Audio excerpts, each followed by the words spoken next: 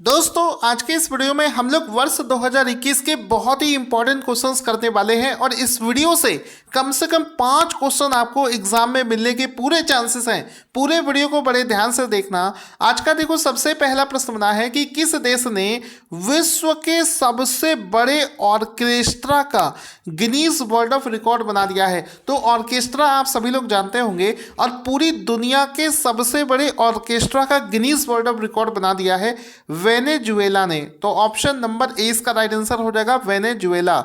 Option number A इसका right answer हो जाएगा। इसमें आप देख सकते हैं लिखा है वर्ल्ड्स लार्जेस्ट ऑर्केस्ट्रा का Guinness world of record Venezuela ने बना दिया है। फोटो देखकर आप अच्छे से इसको याद भी रख पाएंगे। इसमें क्या हुआ था कि इस ऑर्केस्ट्रा में कितने संगीतकारों ने यंत्र बजाए हैं? 8,573 संगीतकारों ने 5 मिनट से भी ज़्यादा समय तक वाद्य यंत्र बनाने का रिकॉर्ड बना दिया है, जो कि अभी तक का सबसे बड़ा गिनीज वर्ल्ड ऑफ रिकॉर्ड है ऑर्केस्ट्रा के टर्म में। अब चूंकि वेनेजुएला की बात हुई है तो इसके बारे में एग्जाम में बहुत सारी चीज़ें पूछी जाती हैं, जैसे कि इसकी कैपिटल क्या है? कराकास।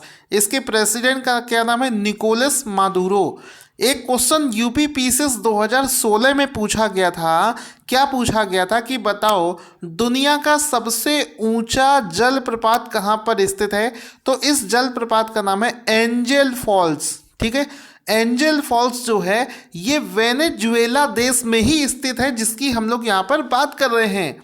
तो दुनिया का सबसे ऊंचा जलप्रपात जिसका नाम है एंजल फॉल, ये वेनेजुएला में स्थित है। यूपी पीसीएस 2016 में पूछा जा चुका है। अब दोस्तों ये वेनेजुएला पूरे वर्ल्ड के मैप में कहाँ पर स्थित है?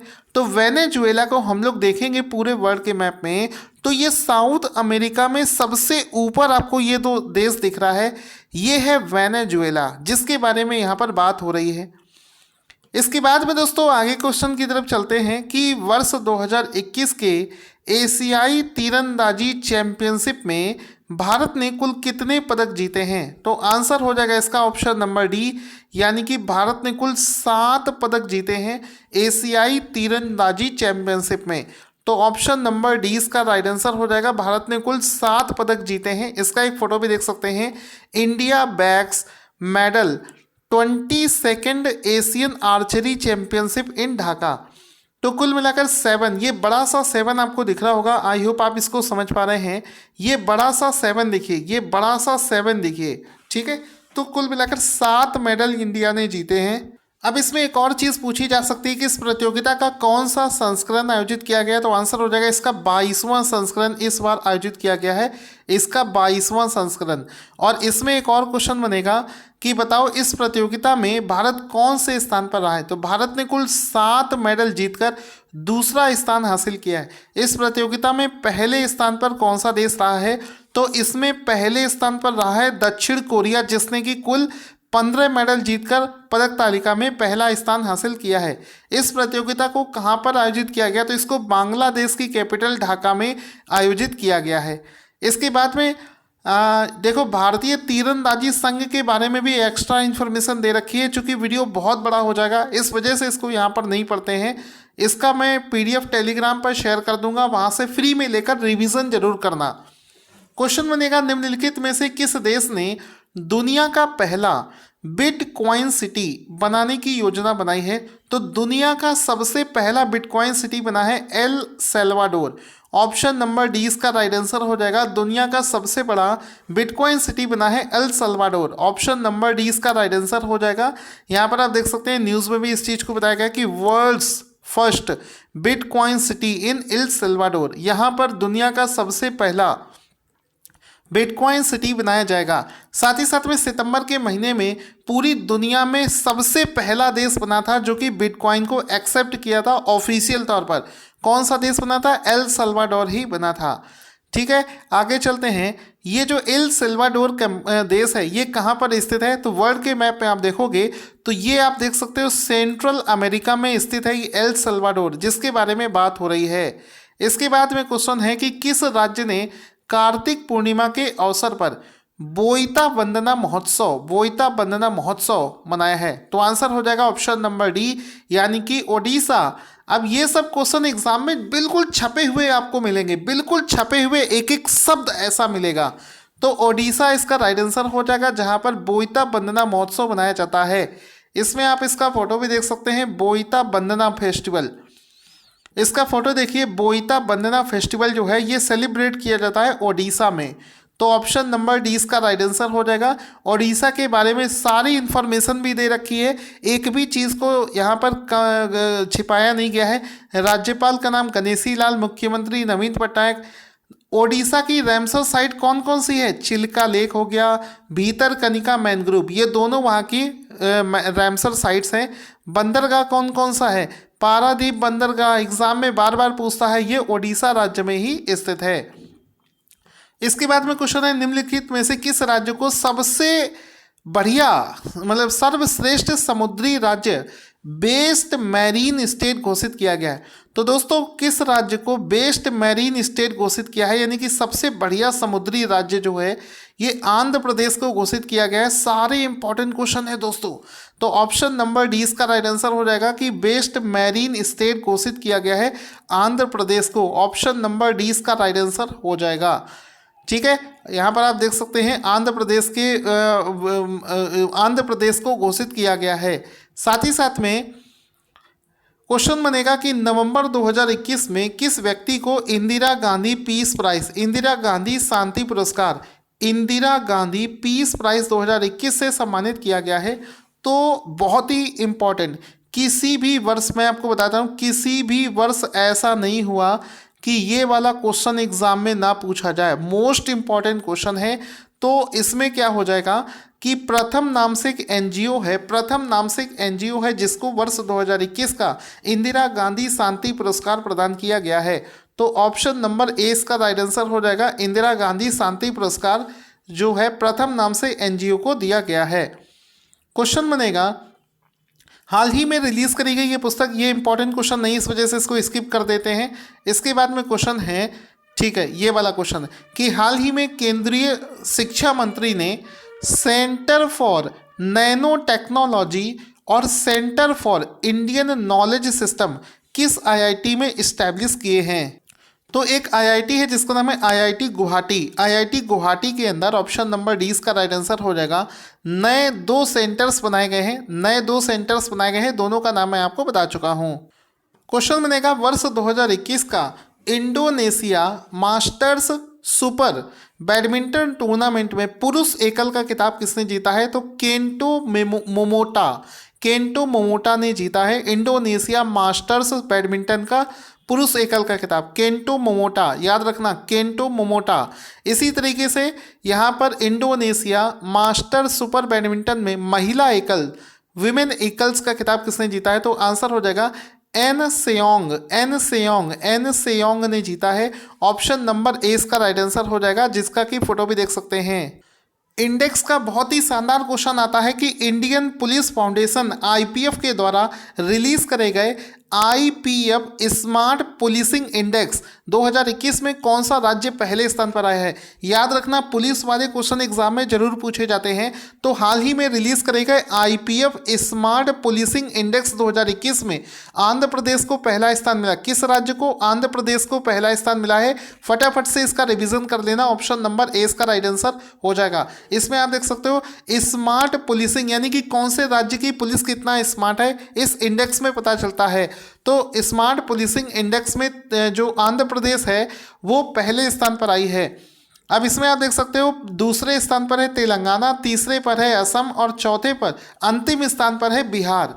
साथ ही साथ में जो चूंकि आंध्र प्रदेश की बात हुई है, इसी से जुड़ा हुआ एक फैक्ट है, सरदार वल्लभ भाई पटेल राष्ट्रीय पुलिस अकादमी कहाँ पर है? हैदराबाद में। एग्जाम में पूछा जाता है हैदराबाद में। और कौन कौन से स्मारक हैं जो कि एसएससी सीजीएल में पूछे गए हैं, एनटीपीसी में पूछे गए हैं, पीटी में पूछा गया है, आरआरबी में पूछा गया है?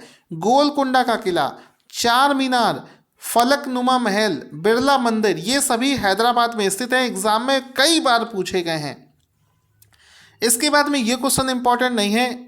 अगला क्वेश्चन है कि हाल ही में वर्ष 2021 के लिए स्वच्छ सर्वेक्षण अवार्ड किसके द्वारा प्रदान किया गया है? तो हाल ही में भारत के प्रेसिडेंट रामनाथ कोविंद ने स्वच्छ सर्वेक्षण अवार्ड 2021 प्रदान किए गए हैं। ठीक है, इसका फोटो भी देख सकते हैं, रामनाथ कोविंद ने इसको प्रदान किया है। लेकिन उससे भी ज़्यादा क्वेश्चन इंपॉर्टेंट ये बनता है कि इस बार जो ये स्वच्छ सर्वेक्षण 2021 के पुरस्कार दिए गए हैं, ये कौन सा संस्करण था? तो याद रखना इस बार ये जो इसका छठा संस्करण था, छठवां संस्करण था, जो कि हाल ही में प्रदान किए गए हैं। क्वेश्चन बनेगा निम्नलिखित में से कौन सा शहर भारत का सबसे स्वच्छ शहर बना है? तो हर बार की तरीके इस बार भी इंदौर जो है, मध्य प्रदेश का इंदौर जो है, ये भारत का सबसे स्वच्छ शहर बना है। ऑप्शन नंबर डी इसका राइट आंसर हो जाएगा। ठीक है, आगे चलते हैं। साथ ही साथ में इस बार इंदौर लगातार 5वें साल पहले स्थान पर आया है। दूसरे स्थान पर इंदौर के बाद में मिला है स्थान सूरत को दूसरा स्थान मिला है, और आंध्र प्रदेश के विजयवाड़ा को तीसरा स्थान प्राप्त हुआ है। क्वेश्चन बनेगा, यहाँ पर देखो एक्स्ट्रा इन्फॉर्मेशन भी बहुत सारी दे रखी होती है, लेकिन ये सब कुछ अगर बताऊंगा तो वीडियो बहुत बड़ा हो जाएगा। ये वाला क्वेश्चन मोस्ट इंपॉर्टेंट है। अंतर्राष्ट्रीय क्रिकेट परिषद, इंटरनेशनल क्रिकेट काउंसिल ने हाल ही में किसे आईसीसी का स्थायी सीईओ अपॉइंट कर दिया है? तो आंसर हो जाएगा जियोफ एलॉर्डिस। ऑप्शन नंबर डी इसका राइट आंसर हो जाएगा। और दोस्तों एक चीज़ ध्यान देना, जितना ज़्यादा आप इस वीडियो को लाइक और शेयर करेंगे, आपको ऐसे ही शानदार वीडियोस मिलते रहेंगे। तो हाल ही में आईसीसी का जो नया सीईओ है वो बनाया गया है जियोफ एलॉर्डिस को। ऑप्शन नंबर डी इसका राइट आंसर हो जाएगा कि जियोफ एलॉर्डिस को आईसीसी ने अपॉइंट कर दिया है अपना नया सीईओ। ठीक है, ये ऑस्ट्रेलिया देश के रहने वाले हैं और ये मनु साहनी का स्थान ग्रहण करेंगे। आईसीसी का हेडक्वार्टर संयुक्त अरब अमीरात में है। स्थापना 15 जून 1909 को। ग्रेग बार्कले इस समय इसके अध्यक्ष हैं और इसके उपाध्यक्ष का नाम है इमरान ख्वाजा। निम्नलिखित में से किसके द्वारा 2021 की फार्मूला 1 कतर ग्रैंड प्रिक्स का खिताब जीता है? तो आंसर हो जाएगा लुइस हैमिल्टन। हाल ही में लेविस हैमिल्टन ने वर्ष 2021 की कतर ग्रैंड प्रिक्स को जीत लिया है। ऑप्शन नंबर डी इसका राइट आंसर हो जाएगा। इसमें आप देख सकते हैं वर्ष 2021 की लेविस हैमिल्टन ने कतर ग्रैंड प्रिक्स को जीत लिया है। इनका एक फोटो भी देख सकते हैं। एग्जाम में ये भी पूछा जाता है कि कौन सा खिलाड़ी कौन से देश का है, तो इसको भी आप लोग स्क्रीनशॉट ले लें जल्दी से। आगे चलते हैं। नवंबर 2021 में किस स्टील्थ गाइडेड मिसाइल को विध्वंसक को भारतीय सेना में शामिल किया गया है? तो नवंबर के महीने में आईएनएस विशाखापत्तनम को शामिल किया गया है। इंपॉर्टेंट क्वेश्चन एग्जाम के लिए। ठीक है, समझदारी से करते हुए चलना, कोई भी क्वेश्चन गलत मत करना। बहुत अच्छे से आपको सारी चीज़ें बताते हुए चल रहा हूँ। आगे चलते हैं। एक बढ़िया क्वेश्चन है नेशनल बुक अवार्ड का, समझ में आ गया होगा, क्वेश्चन इंपॉर्टेंट है। तो वर्ष 2021 के लिए नेशनल बुक अवार्ड, राष्ट्रीय पुस्तक पुरस्कार किसे दिया गया है? तो आंसर हो जाएगा ऑप्शन नंबर डी, यानी कि जेसन मोड। याद रखना, जेसन मोड, फिर से समझना, जेसन मोड को वर्ष 2021 के लिए राष्ट्रीय पुस्तक पुरस्कार जो है प्रदान किया गया है। ऑप्शन नंबर डी इसका राइट आंसर हो जाएगा। इनको कौन सी किताब के लिए दिया गया है? तो इनकी एक उपन्यास है जिसका नाम है hell of a book. Hell of a book के लिए दिया गया है। हेल ऑफ ए बुक के लिए उनको ये सम्मान से सम्मानित किया गया है। ऑप्शन नंबर डी इसका राइट आंसर हो जाएगा। अब आपसे एग्जाम में पूछा जा सकता है कि बताओ हेल ऑफ ए बुक किसके द्वारा लिखा गया उपन्यास है? तो जेसन मोड का ये उपन्यास है। ऑप्शन नंबर डी इसका राइट आंसर हो जाएगा। ठीक है, अब इसमें आपको दो फोटो दिख रही होंगी। अब ये समझो कि दूसरे इंसान कौन है। तो इस बार जो नेशनल बुक अवार्ड दिया गया है, राष्ट्रीय पुस्तक पुरस्कार दिया गया है, ये इसका कौन सा 72वां संस्करण था। ठीक है, अब हम लोग बात करें नॉन फ्रिक्शन कैटेगरी, गैर फ्रिक्शन कैटेगरी में ये अवार्ड किसको दिया गया है? तो ये दिया गया टिया माइल्स को। गैर फ्रिक्शन कैटेगरी में टिया माइल्स को दिया गया है उनके इस उपन्यास के लिए। बहुत ही शानदार क्वेश्चन दोस्तों कि दुनिया की सबसे ऊंची मोटर योग्य सड़क बनाने वाला जो बनाने पर बीआरओ को गिनीज वर्ल्ड ऑफ रिकॉर्ड का प्रमाण मिला है। यानी कि हाल ही में बीआरओ ने गिनीज वर्ल्ड ऑफ रिकॉर्ड प्राप्त कर दिया है। उसने कहाँ पर सबसे ऊंचाई पर यह सड़क बनाई है? तो आंसर हो जाएगा, उन्होंने लद्दाख में इस सड़क को बनाया है। इसका फोटो भी देख सकते हो, लिखा है बीआरओ को गिनीज वर्ल्ड ऑफ रिकॉर्ड से रिकॉग्निशन मिला है क्योंकि उसने 19,024 फीट की ऊंचाई पर एक सड़क बना दी है लद्दाख के अंदर में। ठीक है, सब बाकी जो इन्फॉर्मेशन है वो सारी अलग से भी दे रखी है, जिसको आप लोग बाद में रिवीजन भी कर सकते हो। निम्नलिखित में से किसने लाल सलाम एक उपन्यास नामक उपन्यास को लिखा है? तो ये लाल सलाम अ नॉवेल नाम से ये जो उपन्यास है इसको स्मृति ईरानी ने लिखा है। ऑप्शन नंबर डी इसका राइट आंसर हो जाएगा। चर्चा में रहती हैं लाल सलाम नाम से उपन्यास को स्मृति ईरानी ने लिखा है। एग्जाम में पूछा जा सकता है। साथ ही साथ में विश्व बैंक की एक रिपोर्ट रिलीज करी गई है जिसके अनुसार कौन सा देश दुनिया का सबसे बड़ा रिमिटेंस यानी कि प्रेषण का प्राप्त करता है? रिमिटेंस प्राप्त करने के मामले में दुनिया का सबसे बड़ा देश कौन सा बना है? तो आंसर हो जाएगा option number D Bharat. Bharat इसका राइट आंसर हो जाएगा। इसमें आप देख सकते हैं India world's largest recipient of remittances received 87 billion dollar का रिमिटेंस इसने वर्ष 2021 में प्राप्त किया है।